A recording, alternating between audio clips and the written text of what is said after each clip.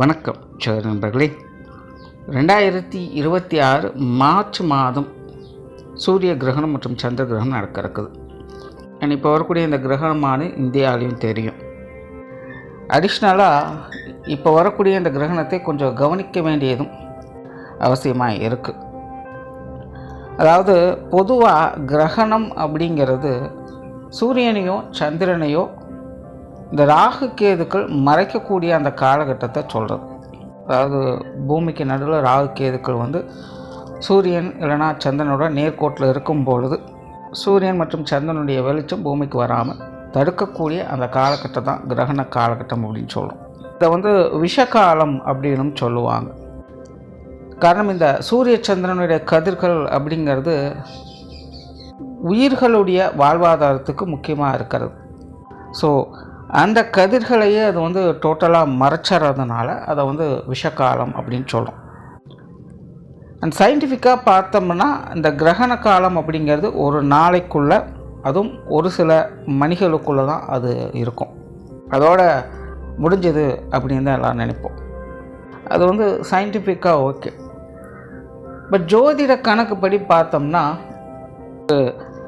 கிரகங்களுடைய சேர்க்கை அப்படின்னு எடுத்துட்டாலே ஒரு 30 டிகிரிக்குள்ளே 2 கிரகங்கள் இருந்தது அப்படின்னால அந்த 2 கிரகங்களும் சேர்ந்து பலன் கொடுக்கறதா அர்த்தமாயிடும்.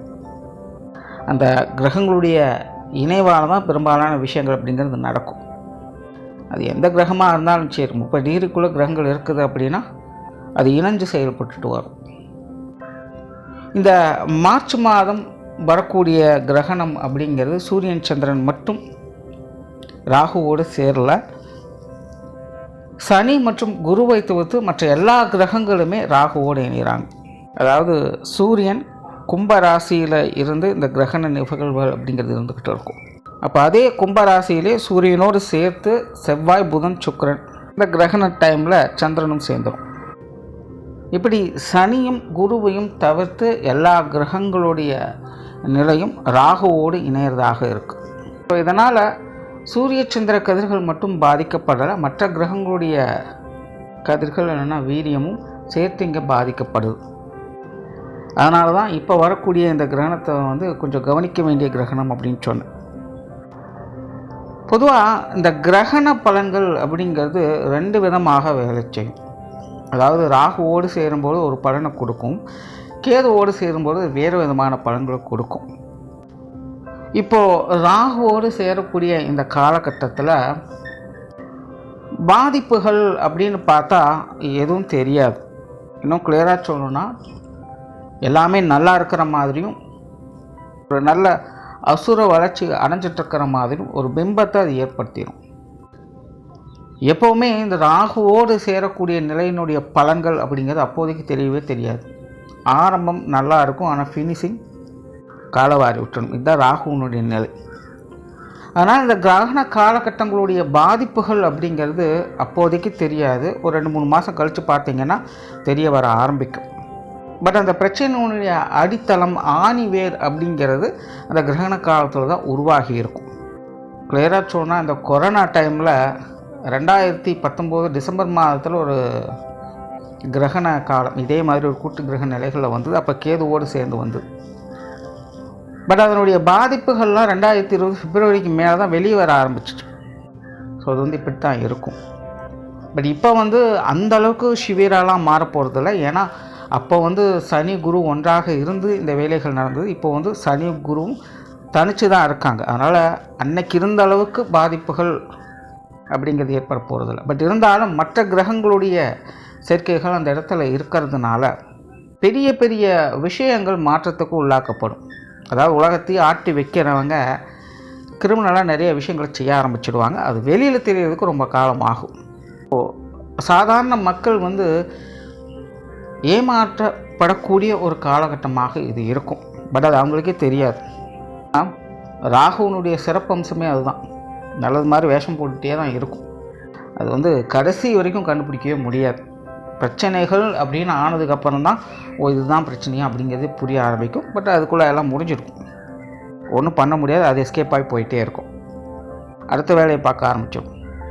அதாவது இந்த ஏமாற்றி பிழைக்கிறது அப்படின்னு ஒரு சில குரூப்புகள் இருக்கும். அவங்கள வந்து என்ன பண்ணாலும் திருத்தவே முடியாது. அது அவங்க ரத்தத்தில் ஊறின ஒரு விஷயமாக தான் இருக்கும்.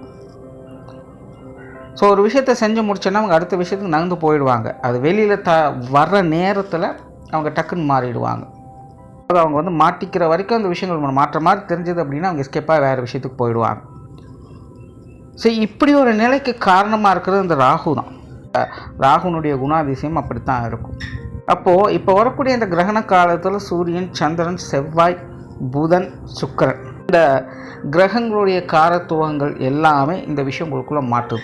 இப்போ சூரியன், செவ்வாய் அப்படின்னு எடுத்திங்கன்னா அரசியல், அரசாங்கம், இராணுவம், காவல்துறை, இனி எங்கெல்லாம் இந்த சட்டம் ஒழுங்குங்கிற விஷயங்கள்லாம் போய்கிட்டு இருக்கோ அதுக்கெல்லாம் காரத்துவமாக இருக்கும்.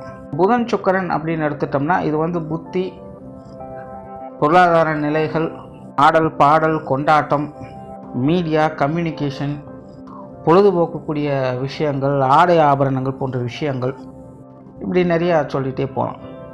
என் காதல், கலவி போன்ற விஷயங்களுக்கு கூட இது காரத்துவம் தான். இப்போது இந்த விஷயங்களால் மக்கள் ஏதோ ஒரு வகையில் ஏமாற்றப்பட போகிறாங்க அப்படின்னு அர்த்தம். பெரிய அளவில் சஃபர் ஆக போகிறாங்க அப்படிங்கிறது அர்த்தம். கிளியராக ஒரு விஷயத்தை புரிஞ்சுங்க, அது எதுவுமே அப்போதைக்கு தெரியாது. ஸோ அதனால் மக்கள் கொஞ்சம் எச்சரிக்கையாக இருங்க. எதிலும் அகலக்கால் வைக்காதீங்க. யாரோ ஆசை வார்த்தைகள் சொல்கிறாங்க அப்படின்னு நம்பி ஏமாந்துடாதீங்க. அதுலேயும் குறிப்பாக இப்போது எலெக்ஷன் டைம்ஸ் வேறு வருது. இப்போது அரசியல் ரீதியாக நிறைய போட்டி பஞ்சாயத்துகளை பார்க்கலாம். வேடிக்கையான விஷயங்கள் நிறையா இருக்கும். ஏன்னா இந்த செவ்வாயினுடைய சேர்க்கையும் உடன் இருக்கிறதுனால இந்த அடிதடி, வம்பு சண்டைகள், விபத்துகள் போன்ற விஷயங்களும் அதில் இடம்பெறும். அதாவது அசம்பாவிதங்கள் அப்படின்னு சொல்லக்கூடிய நிலைகள் அப்படிங்கிறது இருக்கும்.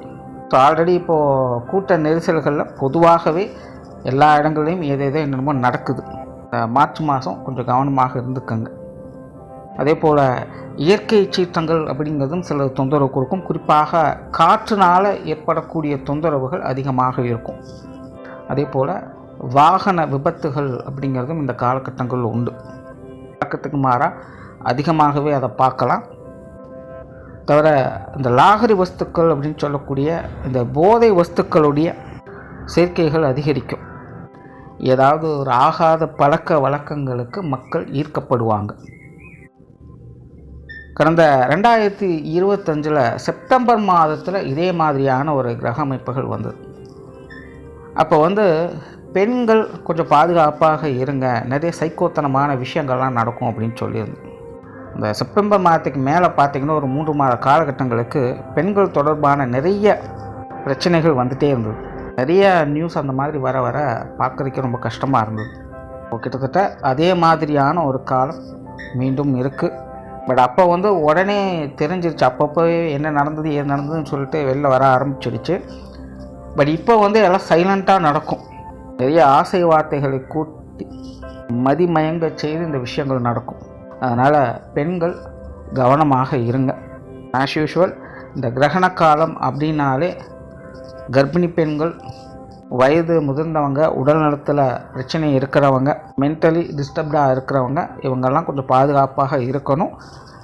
இந்த கிரகண காலத்தில் கண்டிப்பாக பாதுகாப்பாக இருக்கிறது நல்லது. வெளியில் வராதிங்க. உணவு விஷயங்கள்லாம் ரொம்ப ரொம்ப கவனம் தேவைப்படும். அதெல்லாம் இப்போ இருந்தே கொஞ்சம் கரெக்ட் பண்ணிக்கோங்க. பொதுவாகவே நிறைய மெடிக்கல் எக்ஸ்பென்சஸ் அதிகரிக்கக்கூடிய ஒரு காலகட்டமாக இருக்கும் அது. அதனால் பொதுமக்கள் உங்களுடைய ஹெல்த் விஷயங்களை கொஞ்சம் கவனம் எடுத்துக்கோங்க. ஜோதிட ரீதியாக ராசி நிலைகளின்படி பார்க்கும்பொழுது இது ஒரு 6 ராசிகள் கொஞ்சம் கவனமாக இருக்க வேண்டியதாக இருக்குது.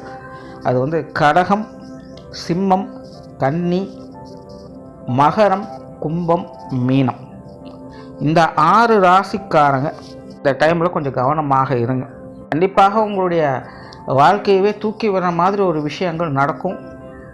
அப்படிப்பட்ட செய்திகள் வரும், விஷயங்களை பார்ப்பீங்க, கேட்பீங்க.